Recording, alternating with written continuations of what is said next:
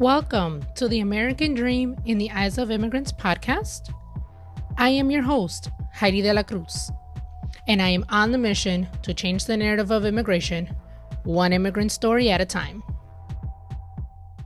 Hey, thank you so much for being here and listening week after week to these amazing stories of immigrants and the great things that they are doing for our community and their journeys coming to the United States. I am happy to announce that you can now become an official supporter of the American Dream in the Eyes of Immigrants podcast for just $10 a month.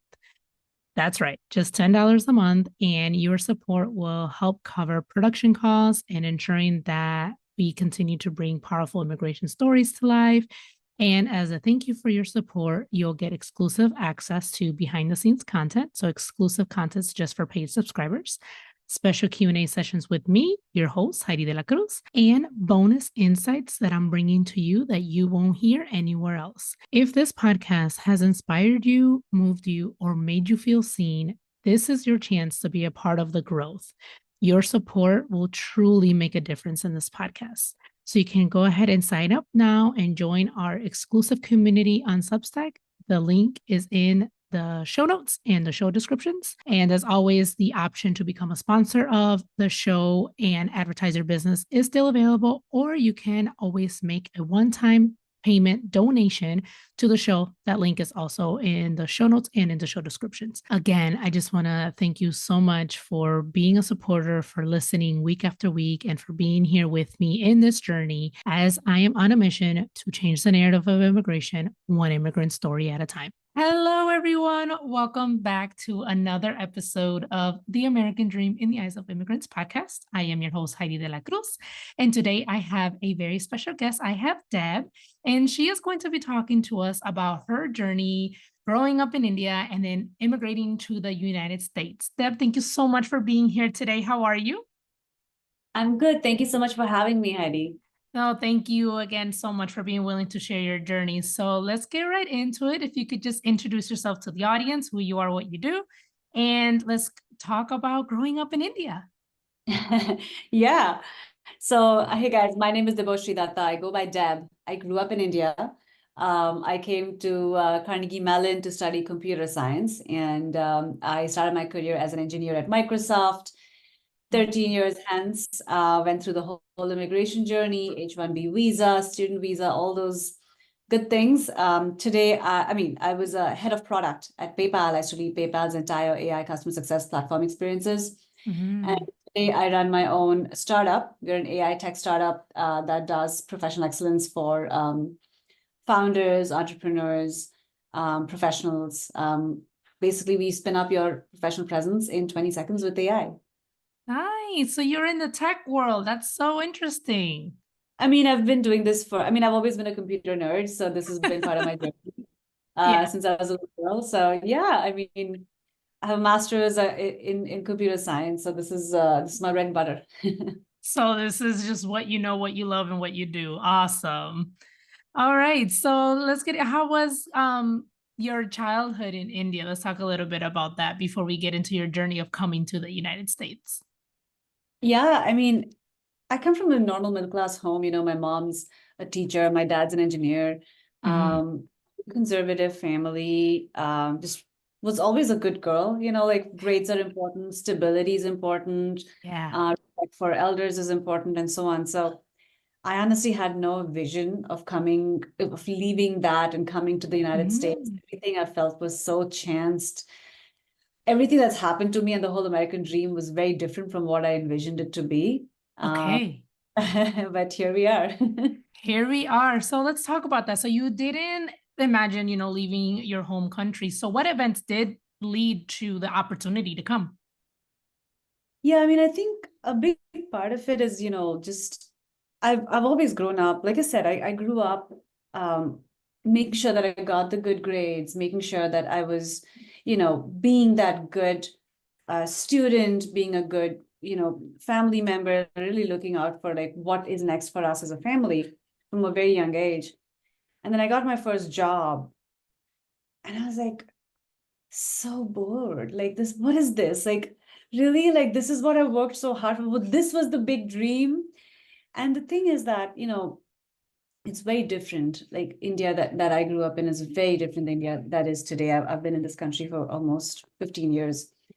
Opportunities for, standing out for women, like in the workplace, were very different.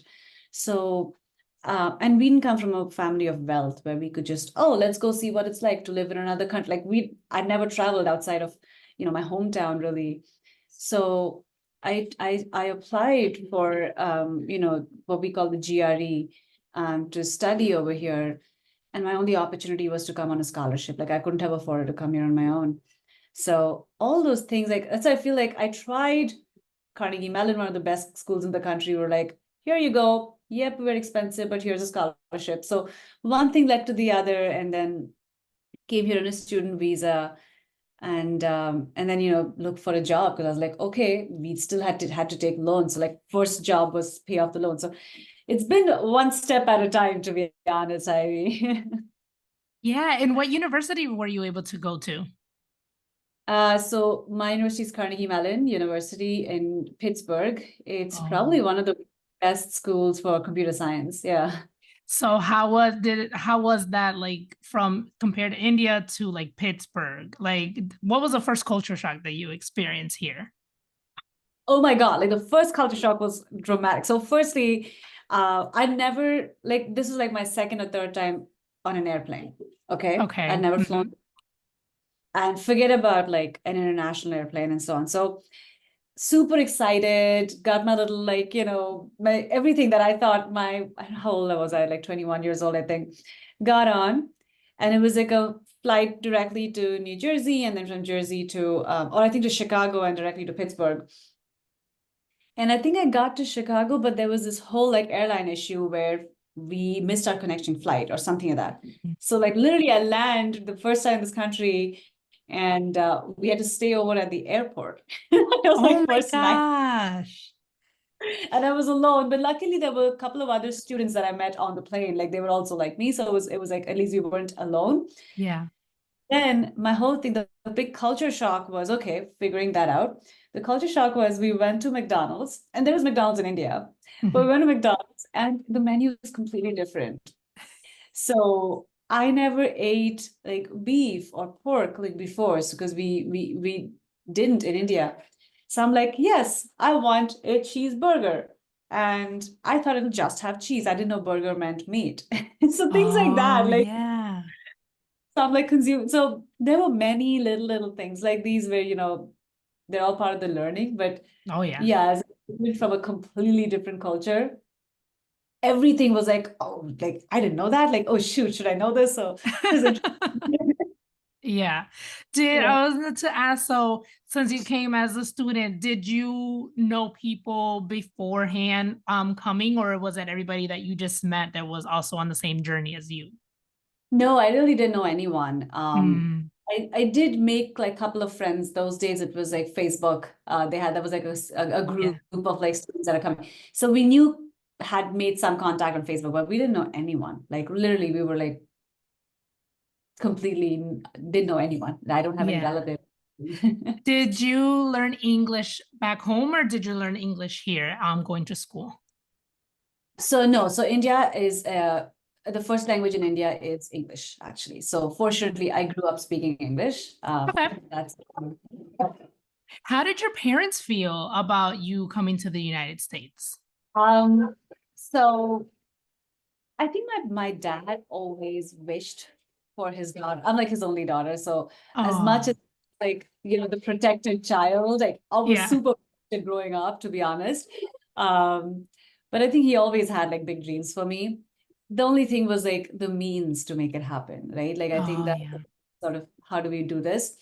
So, they did their best. Like they gave me the best education they could. When I got the opportunity with Carnegie Mellon, I mean, it was a big decision for us. It's also like me going away for a long time, but also just how do we make it happen? So pulled all our assets together. Really, it was a lot to make this Yeah. happen. So I'm so grateful. Yeah. So talk to us about visiting back home after being here. How long did it take? And yeah, how was that experience? I visited back after 2 years. 2 years. Um, yeah, we couldn't fly back in the middle. It was Mm-hmm. crazy. Mm-hmm. Honest, those days tickets were insane. I didn't earn, I had to pay off my loans and all that. So I visited after, but the thing was, it was so different because when I came here, it was during the recession. Yeah. So jobs weren't there and people weren't filing visas. So it was all of that stress. So I remember having conversations with my mom. Um, I didn't have a social, so I couldn't even get a phone. So literally figuring out because someone needs to co-sign, so you can like I don't have a credit history, right? So all these things, right? But when I remember I got my phone and I had my internship at Microsoft, and we were both kind of almost crying because it was almost like a dream come true. Because if that Yeah. wouldn't have happened, I don't know. I don't know, Heidi, what we would have done. Yeah. So so actually getting the internship, I went to Seattle, I finished my internship, came back, and they made me a full-time offer. So when I went back home, it was basically I graduated. Oh, actually, no, my parents came to visit me for the graduation. That's what happened. I went home Oh, only. So all those things happened. So yeah, I feel like I don't even remember. I think it was more than 2 years. I think I graduated, I got my first job, and then I went back home. So and yeah. then you went back home. Oh my goodness. Is there anything that you miss about living in India? Yeah. I Yeah. mean, India is I mean, I think most of our cultures, family is everything. Yes. Yes, it is. Everything. And all like over here now, having lived here for so many years, your friends become your family, Yeah. basically, right? Your friends' kids become your family and so on. So that's really how, you're starting from scratch as a first generation immigrant. But it's really hard. Like even now, it's really, really hard because everyone's back home, right? Like you don't have advice. Like, where should you open a bank account? Who should your tax consultant be? What are the forms needed? Like fulfilling, like everything is, you have to figure it out yourself, and there's no one to call. Even if like you screw up something, there's no one to call. And even if there's some to celebrate something, there's no one to call. So you just start your family here. So I think that's the part that I miss the most. But what I do love about India is, I mean, aside from the amazing food, people are super warm. Like people Mm. would jump out of the way to come and help you. Like they will not think twice about what is the transactional like value out of this, right? Like what do I get? And which I think sometimes I feel maybe you encounter people in Western cultures that may sometimes make you feel that way. Not at all everyone, just sometimes you do Yeah. feel that way. India's super warm. Aw. Always generously warm, yeah. Yeah. And your parents are still in India? Yeah. Yeah. Oh, so let's talk about your work. So we know you're in tech. So what do you currently do now? So today I lead my own company. I employ about 10 plus folks, engineers, marketers, and so on. We basically build an AI platform Mhm. for anyone to create content with ease. So let's Okay. say I'm writing, we focus more on visual. Like, so I have a big Instagram following, and that was like my whole side hustle that I started. I love creating visual content. So, a lot of us were putting together like pitch decks or sales decks or, um, sending updates and things like that. And we always send this over like email or Google Docs and so on. Or maybe you put together a hacky PowerPoint. What we do is we essentially just with AI, you say like, hey, I'm putting together an update for my, customers. It'll generate a stunning looking web page with content, and you can go edit that content, obviously, but it'll be perfectly formatted, perfectly designed that you can start sharing. That's what we do. Oh my goodness. And what made you want to start your own company? Like I said, I think it's one thing that led to another. I had no intention of starting it. I was like, girl, you got here, pay those loans off, send money back home. Mm. Like that was the whole thing. Um, One thing led to another, Heidi. I think I met my husband about 10 years ago. We both, he's very artistic. I'm very artistic. So I started it was so funny. I actually started, I love like pretty looking things. Like, so I would Yeah. always like glean up Instagram. So one of the things that bothered me a lot was we had I had a small rental apartment. Okay. Like that's really all I had. And you know how rental apartments are, right? It's like, dull walls, drywall and stuff like that. And I'll be like, how do I make this pretty? Okay. I want to make this pretty. So I started doing DIY projects Mm. and I would showcase them on Instagram. And that took off. Like I got featured by Apartment Therapy and all these different places. And that's actually how I grew to a big following. So from there, I started getting inbounds for fashion and travel. So we travel, my husband and I travel 16 countries, I think, just through that as a side hustle. So Instagram opened my eyes into, wow, there is a whole other side to me and I love it. To have this whole entrepreneurial spirit, freedom to Yeah. do what I want. So from there, one thing led to another. I coded the version of Criya. I invited a few friends to try it out, and a few hundred users got on the platform. And I was like, whoa, this is happening. Yeah. So um, lots of roadblocks there as well. I didn't have a green card, so I couldn't officially create the company and all these Mm. things. That whole green card journey came into play. I mean, yeah, you have a dream, then there's roadblocks, then you overcome those as the next dream, and so on. So yeah. Gotcha. And how long have you had your company now for? 2 years. 2 years. Oh my goodness. Congratulations. That's so awesome. And so what are your plans now? Like you have this company. So because you said one thing leads to another. So it's what are you currently working on now? Or what is your big vision dream that you see yourself in a few years? Truthfully, I think I want to I have big ambitions for what we want. My company's name is Criya. We have big Yeah. ambitions for what we want Criya.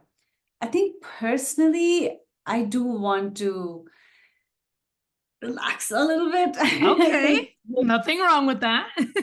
yeah, I think it's been a lot. So I think there's my professional journey has been very intense and very rewarding, but also very demanding.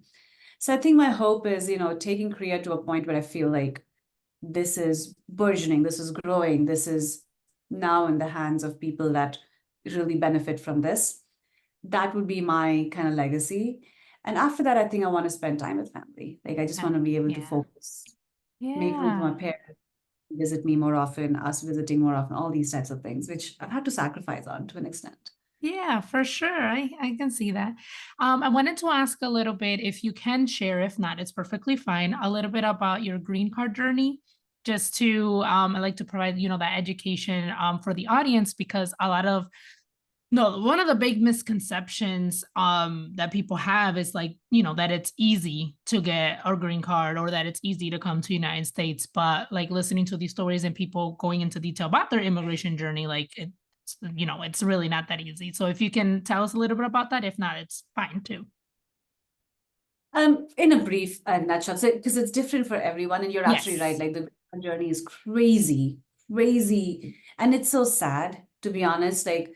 That we're already here, we're already providing so much value, to the industry, to Mm-hmm. the people, to the government that we're working for, and yet there is this relatively archaic process to get a green card, and it's such a roadblock to people who come here with so many dreams. So my journey was I came here, did my master's, so I was quite qualified. Yeah. But there are these nuances around the country of birth. So because I'm born in India, my wait for a green card is 25 years. Wow. Yeah. I did Let not know that that. sink Yeah. for a moment. Yeah. So I was already 13 years in the country when I was thinking about Korea. And I was already in the green card process. I had already submitted my application and everything. And they were like, yep, wait another 20 years or 15 years. Ah. So that's the normal code. That's the normal route.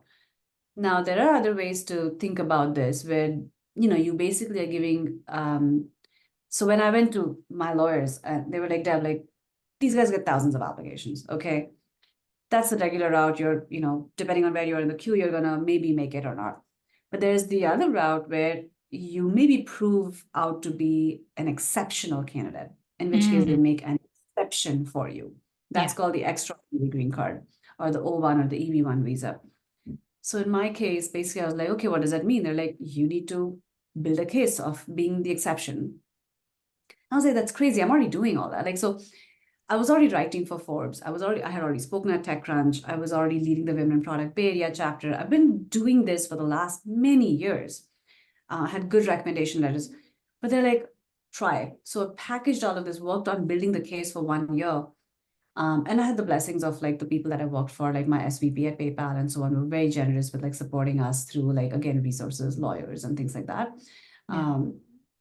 And we reapplied in 1 year, and I got my green card in 14 days. What? Yeah. Oh That's my it. gosh. It's crazy. That is And I'm like, that's crazy. what's 14 days. and that's why I'm like, so it's not like I suddenly became someone different in like 1 year. It's Yeah. just that you need to know how to package the right information so that the Yeah. decision maker is able to make a choice in favor of you. Yeah. So that's actually what we do at Kriya. Like my whole like vision came from there, which was like everyone's doing amazing things, okay? Yeah. But whether you're looking for a job opportunity, same thing. There's like thousands and thousands of applicants. How does a hiring manager choose you, right? Thousands and thousands of applicants for green cards and O1. How does someone choose you? So how do we help you package your worth and your accomplishments in a way so that the third person is like, they'll spend 5 seconds, they'll be like, that's impressive. Let's Mhm. dig in more. Try to buy their attention and their, the validation. So yeah, so that's how it came about. Wow. Well, thank you so much for sharing that and educating. Like I've learned a lot from just that little bit of explanation that you gave us and your journey. And so I want to know, I like ending the conversation with asking my guests, what does the American dream mean to you? It's grown over so many years, to be honest. Mhm. When I came to the country, my American dream was really be able to take it a step further from where my parents put me at, right? Which was Mm. able to get a stable job and really support the family back home. Yeah. Um, Today, my American dream is how do I build the next unicorn, right? uh, Okay. so it's grown, and I think that's what the land of opportunity does to you. You Yes. give some, you get some, and you grow from there. So yeah. Yeah. And that's the reason why I love asking that question because, depending on how long the guest has been here, like you said, it changes. Like they had one American dream when before they came, and then it has evolved and changed with time. And it's different for everybody. Like everybody's American dream is different. Like yours is different from mine and from all my other guests. So that's why I love asking that question. And thank you so much for your answer. How can people get in contact with you? Yeah, so I mean, easily find me on well, I guess go to my website, my Kriya website, which is deb.kriya.ai. So it's